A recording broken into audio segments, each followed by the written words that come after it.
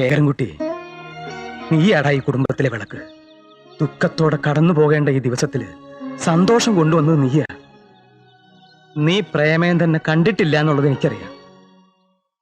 ഇതൊക്കെയല്ലേ നമുക്ക് ചെയ്യാൻ പറ്റൂ. ആ അമ്മയുടെ മുഖത്ത് സന്തോഷം ശ്രദ്ധിച്ചോ, അത് മതി.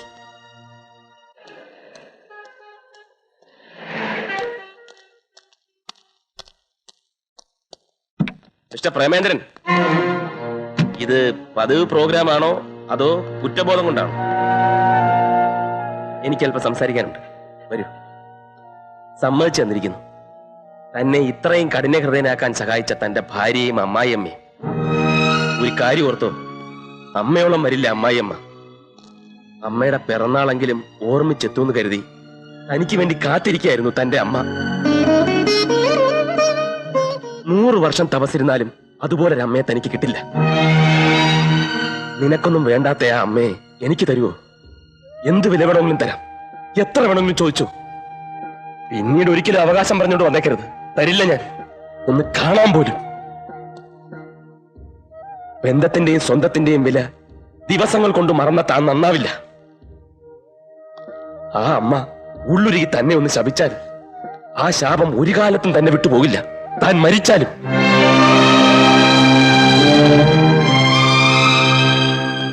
എനിക്കറിയാം തന്റെ അമ്മയ്ക്ക് അങ്ങനെ ശപിക്കാൻ കഴിയില്ലെന്ന്, അല്ലേ?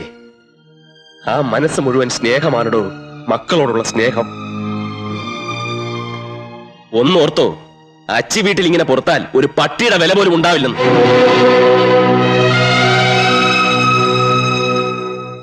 വീട്ടിൽ ചെന്ന് 3-4 ദിവസം നിന്റെ തള്ളരെ കൂടെ പെറ്റു കിടന്നപ്പോ നിനക്ക് ആ കാശിന്റെ കാര്യം ചോദിച്ചാൽ എന്തായിരുന്നു? ഞാൻ അന്ന് രഘുവേട്ടനോട് പറഞ്ഞതാ എനിക്കതിന് കഴിയില്ല എന്ന്. വീട്ടിലെ സ്ഥിതികളൊക്കെ അറിയാവുന്നതല്ലേ. ഓ, അത്രയ്ക്ക് മോശസ്ഥിതി ആണെങ്കിലേ എന്റെ മോന്റെ ജീവിതം തൊലയ്ക്കാനായിട്ട് നിന്നെ എന്തിനോടീ ഇങ്ങോട്ട് കെട്ടിയെടുത്തത്? ആ, നിന്റെ ചേച്ചിയെ കെട്ടിയവൻ വലിയ കോടീശ്വരനല്ലേ? അയാളോട് ചോദിച്ചാ നിനക്ക് എത്ര വേണമെങ്കിലും കിട്ടുമെന്നാ പലരും പറഞ്ഞ കേട്ടത്. അയാളെ നിന്റെ വീട്ടിൽ വന്ന് കെട്ടിയതേ ചേട്ടത്തെ അനിത്യം കണ്ടിട്ടാണെന്നോ അറിയാം. അനാവശ്യം പറയരുത്. എന്റെ ഭർത്താവിന്റെ അമ്മ ആയതുകൊണ്ടാ ഞാൻ മറുത്തു പറയാത്തത്. എന്റെ വീട്ടിൽ നിന്ന് ഒരു ചില്ലി കാശിന് കിട്ടാൻ പോകുന്നില്ല. നിങ്ങൾക്ക് എന്നെ വേണ്ടെങ്കിൽ എന്നെ വീട്ടിൽ കൊണ്ടാക്ക. അയ്യടി, നിന്നെ കാർ പിടിച്ച് കൊണ്ടുവരാനും കൊണ്ടുവിടാനും ഇവിടെ ആരുമില്ല. ഇഷ്ടമില്ലെങ്കിൽ ഇറങ്ങി പോടി. ആ, ഞാൻ പോവാ. ഇനി രഘുവേട്ടൻ വന്നിട്ട് ബാക്കി കാര്യങ്ങൾ തീരുമാനിക്കാം. എന്ത് തീരുമാനിക്കാൻ? നീ ഇന്ന് തന്നെ മടങ്ങിപ്പോണം. വഴക്കും കൂടി വന്ന നിന്നെ സ്നേഹത്തിന്റെ പേര് ഞാൻ ഇവിടെ പിടിച്ചു നിർത്തിയ നിന്റെ ജീവിതമാണ് താറുമാറാകുന്നത്. അപ്പൊ ഞാൻ ആ തള്ളയുടെ പോരും സഹിച്ച് ആ വീട്ടിൽ തന്നെ കഴിയണമെന്നാണോ? എന്നല്ല മോളെ, പെട്ടെന്നുള്ള ദേഷ്യത്തിന് എടുത്തു ചാടരുത്. ഞാൻ ശേഖരൻകുട്ടിയോടൊന്ന് സംസാരിച്ച് നോക്കട്ടെ. ശേഖരേട്ടനോടൊന്നും പറയണ്ട. അവര് ശേഖരേട്ടനെ പറ്റി വരെ അനാവശ്യം പറഞ്ഞു. സ്ത്രീക്ക് ഭൂമിയോളം ക്ഷമ വേണം, സഹനശക്തി വേണം. മോള് തിരിച്ചു ചെല്ലേ. അമ്മ എന്തെങ്കിലും ഒരു വഴി കാണാം. എന്ത് വഴി? ഒന്നുമില്ല. അവർ ചോദിക്കണ കാശ് കൊടുക്കണം, അല്ലെങ്കിൽ ആ പെങ്കൊച്ചിന് അവിടെ ഒരു സ്വൈര്യം ഉണ്ടാവില്ല. അമ്മ വന്ന് വിവരം പറയുമ്പോ ആ കണ്ണ് നിറഞ്ഞിരുന്നു. നിന്നോട് ചോദിക്കാതെ തീരുമാനിച്ചതായി വിചാരിക്കണ്ട. ഇത് 3 ലക്ഷം രൂപയുണ്ട്. നീ തന്നെ നിന്റെ അനിയത്തിയുടെ കാര്യം ഒത്തുതീർപ്പാക്കണം. ഇത് ഒത്തുതീർപ്പല്ല, ഒത്തുനിന്ന് പണം തട്ടിയെടുക്കാൻ നോക്കുന്നതാ. ഞാൻ അന്നേ പറഞ്ഞില്ലേ ഇങ്ങനെയൊക്കെ സംഭവിക്കുന്ന. അന്ന് ആന്റി പറഞ്ഞതൊക്കെ ശരിയാണെന്ന് എനിക്കിപ്പോ തോന്നുന്നു. ഇപ്പോഴും തോന്നലേ ഉള്ളൂ, വിശ്വാസമായില്ല അല്ലേ? പ്രഭാവതി രൂപയെന്ന് ആർക്കും കൊടുക്കണ്ട. ശേഖരൻകുട്ടി ചോദിച്ചാലേ കൊടുത്തു പറഞ്ഞാൽ മതി. കുട്ടിക്ക് നല്ലതിന് വേണ്ടിയാ ഞാൻ പറയുന്നത്. ശേഖരൻകുട്ടിയുടെ കാര്യത്തിലെ പ്രഭ കുറച്ചുകൂടെ പ്രാക്ടിക്കൽ ആവണം.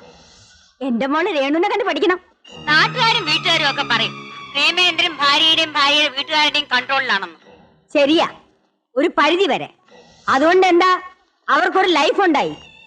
ഇല്ലെങ്കിൽ സ്റ്റുഡിയോയിൽ നടത്തി ആ വീട്ടുകാരുടെ പിന്നാലെ അവൻ നടന്നേനെ. കൂടുതൽ സംസാരിച്ചിരിക്കാൻ എനിക്ക് സമയമില്ല. എന്റെ മോൻ മോഹന്റെ കല്യാണം ഉറപ്പിച്ചു. ഒരു കോടീശ്വരിയെ തന്നെയാ അവന് ഞാൻ ആലോചിച്ചിരിക്കുന്നത്. ക്ഷണിക്കാനായിട്ട് ഞാൻ അങ്ങോട്ട് വരുന്നുണ്ട്. അപ്പോ ഡീറ്റെയിൽ ആയിട്ട് സംസാരിക്കാം. പിന്നെ പണം കയ്യിൽ വെച്ച് കളയണ്ട, എന്നെ ഏൽപ്പിച്ചാ മതി. 1 വർഷം കൊണ്ട് ഡബിൾ ആക്കി ഞാൻ തിരിച്ചു തരാം. എന്തിനാ പ്രേമന്റെ കാര്യങ്ങളൊക്കെ ഫോണിലൂടെ പറയുന്നത്? അവൾ അത് അറിഞ്ഞ് പ്രവർത്തിക്കട്ടെടി. പ്രേമേന്ദ്രനെ ഇവിടെ കൂട്ടിലിട്ടതുപോലെ വളർത്തിയെടുക്കുന്നത് നമ്മുടെ മിടുക്ക. ഇന്ന് അവൻ അമ്മയില്ല, ബന്ധുക്കളില്ല. എല്ലാരെയും തെറ്റിപ്പിരിച്ചെടുക്കാൻ ഞാൻ എന്ത് പാടുപെട്ടെന്നറിയാമോ? അതിരിക്കട്ടെ, പ്രേമന്റെ വീട്ടുകാരെ ക്ഷണിക്കണ്ടമ്മേ. ആ ദരിദ്രവാസികൾ വരണ്ട. വന്നാലേ വീണ്ടും പ്രേമേന്ദ്രന്റെ മനസ്സ് മാറിയാലോ. വേണമെങ്കിലേ അവന്റെ മൂത്ത പെങ്ങളുടെ വീട്ടിലേക്ക് ഒരു ക്ഷണക്കത്ത് അയച്ചേക്ക്. വന്നാ വരട്ടെ. നമ്മൾ മനഃപൂർവ്വം വിളിക്കാതിരിക്കുകയാണെന്ന് ഇതോടെ ടീച്ചർക്ക് മനസ്സിലാവും.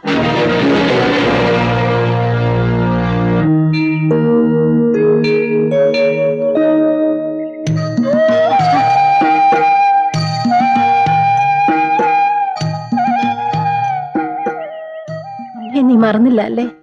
ആ അപേക്ഷിക്കാനുള്ള അർഹത പോലും ഇല്ലെന്ന് എനിക്കറിയാം. അങ്ങനെയൊന്നും പറയരുത് മോനെ. കഴുത്തിലൊരു തൊടലിട്ട് പൂട്ടിയിട്ടില്ലെന്ന് മാത്രം. അവരുടെ പിന്നാലെ ആ കോലത്തിലാ. എല്ലാം അവസാനിപ്പിച്ചു പോന്നാലോന്ന് വരെ ഞാൻ ആലോചിച്ചു.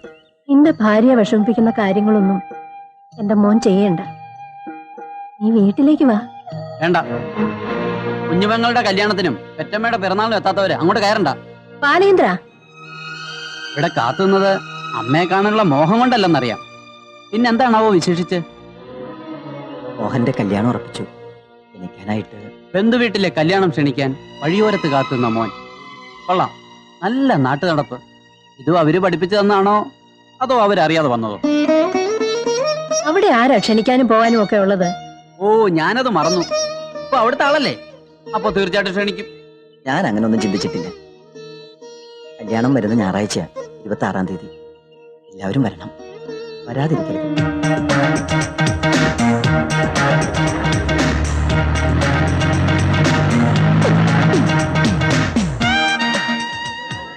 വരണം. Wish you A long and happy married life. മനസ്സിലായില്ലേ? ഈ ശേരൻകുട്ടി നാഷണൽ എക്സ്പോർട്ടിന്റെ MD-യാ. പ്രേമേന്ദ്രന്റെ ബ്രദറിലെയാണ്. നമസ്കാരം. രേണുവിന്റെ ഹസ്ബൻഡ് ചെയ്യുന്നു, ഫോട്ടോഗ്രാഫറാ. അതെ അതെ അതെ, സിനിമയിലെ വലിയ ഫോട്ടോഗ്രാഫറാ. ശാലം, പ്രേമേന്ദ്രന്റെ അമ്മയും കുട്ടിയൊക്കെ വന്നിട്ടുണ്ട്. ഗോപാല, ഇന്നേറ്റിയാത്ത പലരും കയറി വരും. നോക്കിയും കണ്ടു വേണം അകത്ത് വിടാൻ കേട്ടോ.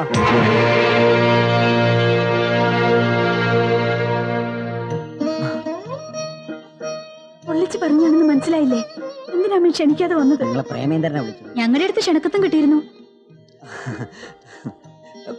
എല്ലാരും എത്തുമെന്ന് ഞാൻ ഒട്ടും പ്രതീക്ഷിച്ചില്ല. വാ, വരൂ. വേണു, ദേ കണ്ടില്ലേ, ഞാൻ പ്രത്യേകം ക്ഷണിച്ചിട്ട് വന്നതാ. പിന്നെ ആരെയാ ക്ഷണിക്കാതെ വന്ന കാര്യം ഇവര് പറയുന്നത്? അതെ, എന്റെ ഭാര്യയുടെ കുറെ ബന്ധുക്കൾ അലവലാദികളായിട്ട് പുറത്തു നിൽപ്പുണ്ട്.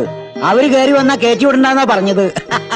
ശംഖു, പോയി ഫുഡിന്റെ കാര്യമൊക്കെ നോക്കൂ.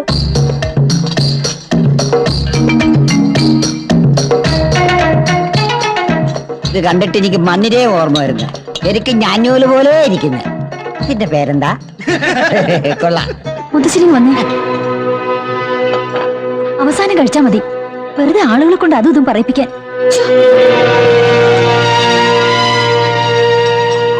ഞാൻ ഇതുവരെ വലിയ വലിയ ആൾക്കാരുടെ കല്യാണത്തിലൊന്നും പോയിട്ടില്ല. നാട്ടില് നാക്കലായിട്ട് സദ്യ വിളമ്പും, ഞാനതൊരു പിടിപിടിക്കും. ഇവിടെ ഉണ്ടാക്കിയതൊന്നും തിന്നാൻ പോലും എനിക്കറിയില്ല. ഞാൻ കാരണം അവർക്ക് മോശമായില്ലേ? എന്റെ മുത്തശ്ശ, ഇവിടുന്നൊക്കെ ഭക്ഷണം കഴിക്കുന്നതിന് മുമ്പ് 2 എണ്ണം വീശണം. അപ്പൊ ഒരല്പം തൊലിക്കട്ടി കിട്ടും. ഞാനും കൂടാ. പിടിച്ചേ.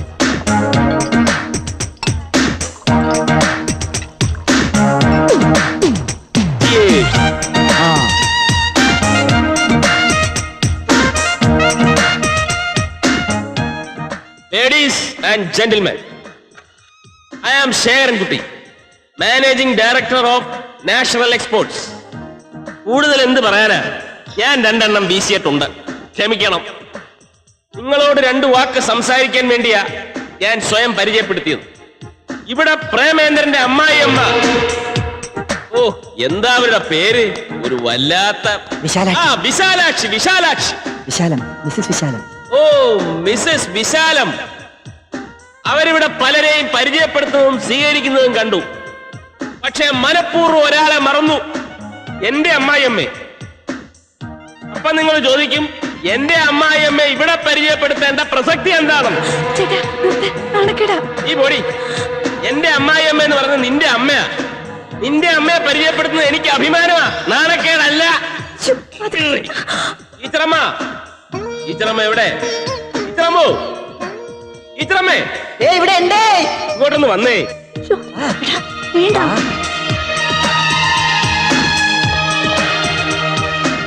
കേരളത്തിലെ ഏറ്റവും നല്ല മാതൃകാ അധ്യാപികയ്ക്കുള്ള ഗോൾഡ് മെഡൽ കരസ്ഥമാക്കിയ മഹത് വ്യക്തിയാണ് ഈ നിൽക്കുന്ന ശാരദ ടീച്ചർ. എന്റെ അമ്മായിയമ്മ അല്ല, എന്റെ അമ്മ ഈ വേദിയിൽ ഗോൾഡ് മെഡൽ വാങ്ങിയ വേറെ ടീച്ചേഴ്സ് ഒന്നും ഇല്ലല്ലോ. അപ്പോ ഇവിടുത്തെ വിശിഷ്ടാതിഥി ഇവരല്ലേ? ഇവരെ മാനിക്കാത്തത് തെറ്റല്ലേ? നമ്മുടെ സ്റ്റില്ലെന്തിയെ? ഞാനിവിടെ ഉണ്ട്. ഒരു മിനിറ്റ്, ഇപ്പൊ നീ ആരാ അയാള് പറഞ്ഞോണ്ട് ഫോട്ടോ എടുക്കാൻ? ഫോട്ടോഗ്രാഫർ. വിട്ടേ. നല്ല ഒന്നാന്തരം ഒരു ഫോട്ടോഗ്രാഫറാണ് ഈ വരുന്നത്.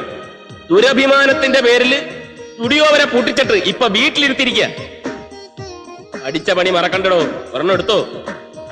പിന്നൊരു കാര്യം, അങ്ങോട്ടും ഇങ്ങോട്ടും കശപിശ ഉണ്ടാക്കുമെങ്കിലും ഞങ്ങൾ കുടുംബക്കാരൊന്നാണേ. ഞങ്ങളുടെ കൂട്ടത്തിൽ 4 അമ്മായിയമ്മമാരുണ്ട്. പ്രശ്നങ്ങൾ ഉണ്ടാക്കാനും അവസാനിപ്പിക്കാനും വേണ്ടി വന്ന 2 എണ്ണം കൊടുക്കാനും പ്രാപ്തിയുള്ള അമ്മായിയമ്മമാർ. ആശാനിയമ്മേ ഒന്ന് വന്നേ. നാരായണിയമ്മേ വന്നട്ടെ. വിശാലേക്ഷമ്മേ വന്നട്ടെ. എല്ലാരും ഒന്ന് വന്നേ. ഒന്നിച്ചൊന്ന് നിന്നേ ഒരു ഫോട്ടോ എടുക്കട്ടെ. ഇനി ഇങ്ങനെ ഒന്നിച്ചൊന്നൊരു ഫോട്ടോ എടുക്കാൻ ചിലപ്പോ പറ്റിയെന്ന് വരില്ല. ഇതോടെ എല്ലാം തെറ്റി പിരിയുന്നാ തോന്നണത്. അമ്മേ ഒന്ന് നിന്നേ. സെപ്പറേറ്റ് എടുക്കാം. ആദ്യം ഇതെടുക്ക്.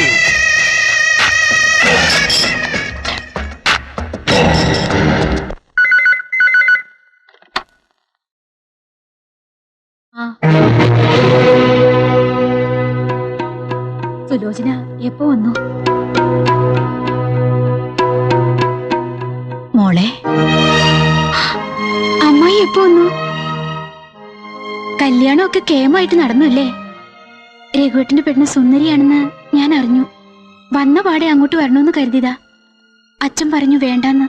മോളെ, രഘുവിന്റെ ഭാര്യയായിട്ട് എന്റെ മനസ്സിൽ ഒരു മുഖയുള്ളൂ, അത് നീയാ. ഞാനും ആശിച്ചു. ദേ, ഇതൊക്കെ കണ്ടോ? എന്റെ കല്യാണത്തിന് വേണ്ടി വാങ്ങിയതാ.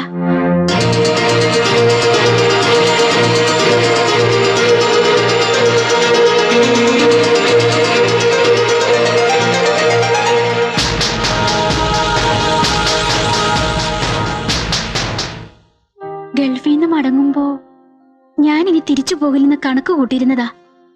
രഘുവേട്ടനത് ഇഷ്ടമല്ലല്ലോ. എന്തോ ഭാഗ്യത്തിന് ജോലി റിസൈൻ ചെയ്തില്ല. അതുകൊണ്ടിപ്പോ ഗുണമുണ്ടായി. തിരിച്ചു പോകാലോ. മോളെ, നീ വേണ്ട അമ്മായി. പറഞ്ഞു വരുന്ന എന്താണെന്ന് എനിക്ക് മനസ്സിലായി. ഒരു കല്യാണമൊക്കെ കഴിച്ച് നാട്ടിൽ സുഖമായിട്ട് ജീവിക്കാന്നല്ലേ? എന്റെ മോഹമൊക്കെ തീർന്നു എന്ന് കരുതി സങ്കടം കൊണ്ട് ആത്മഹത്യ ഒന്നും ചെയ്യില്ല കേട്ടോ. മോളെ,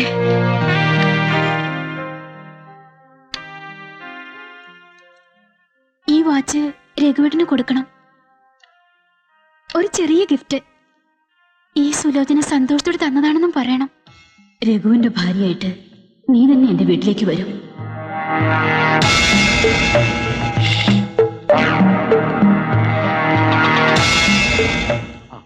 ഒന്ന് തലയെത്തി വീണു. ഞാൻ ആ ഡോക്ടർ ഗിരിജയെ ഫോൺ ചെയ്ത് വരുത്തിയിട്ടുണ്ട്. രണ്ടുപേരും മുത്തച്ഛനും മുത്തശ്ശിയാവാൻ തയ്യാറായിക്കോ. ആ കുട്ടി ഗർഭിണിയാണ്. ഇങ്ങ് വന്നേ. മായയ്ക്ക് നല്ല ക്ഷീണമുണ്ട്. തൽക്കാലത്തേക്കുള്ള മരുന്നുകളെല്ലാം ഞാൻ കൊടുത്തിട്ടുണ്ട്. ആ കുട്ടിയെ പ്രത്യേകം ശ്രദ്ധിക്കണം. ദേഹം അതി അനങ്ങരുത്. ഒരു ജോലിയും ചെയ്യാൻ അനുവദിക്കണ്ട. നാളെ ആശുപത്രിയിലേക്ക് കൊണ്ടുവരണം. വിശദമായ ചെക്കപ്പ് ചെയ്യാനാ. ടാക്സി പിടിച്ചു കൊണ്ടുവന്നാ മതി. എന്റെ നോട്ടത്തിൽ നിങ്ങളുടെ രഘുമോന് ഒരു 5 ലക്ഷവും 100 പവനും ഒരു മാരുതി കാറും ആര് കണ്ടാലും കൊടുക്കും. കുറച്ച് കാശ് കിട്ടിയ കൈപ്പൂ ഇല്ലല്ലോ. പെണ്ണ് ഗർഭിണിയായ പിന്നെ ഒന്നും നടക്കുന്നു വിചാരിക്കണ്ട. നിങ്ങൾ ബുദ്ധിപൂർവം കടുക്കൽ നീക്കിയാൽ നല്ല ഒരു തുക മേടിക്കും. അമ്മ എന്താ ഇഷ്ടത്തിരുന്ന് ആലോചിക്കുന്നത്? ഒന്നുമില്ല. നിനക്കൊരു കുഞ്ഞുണ്ടായ എങ്ങനെ വളർത്തണമെന്ന് ആലോചിച്ചോണ്ടിരിക്കുക. ആ പിന്നെ രാവിലെ ഒരുക്കോ, നമുക്ക് നാളെ ആശുപത്രി വരെ പോണം. നിർത്ത്. ഇതിലെ എങ്ങോട്ടാ പോണത്? ആശുപത്രിയിലേക്ക്. 5 രൂപ കൂടുതൽ കിട്ടാനായിട്ടേ ഈ വളഞ്ഞ വഴിയെ പോണോ? ഇതിലെ പോയാ മതി. ഈ കുണ്ടുകുഴിയുടെ വഴിയോ? അത് ഞങ്ങൾ സഹിച്ചോളാം. താ പോടോ.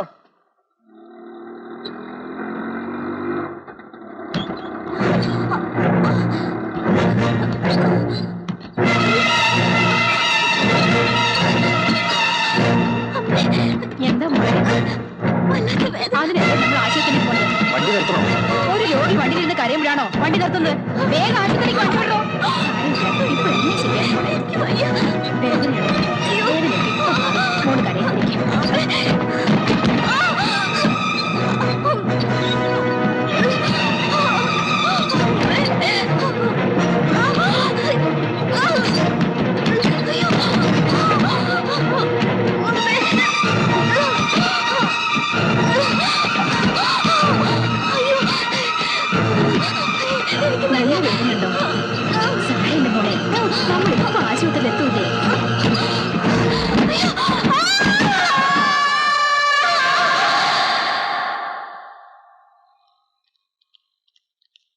ഒന്ന് വേഗം വാ.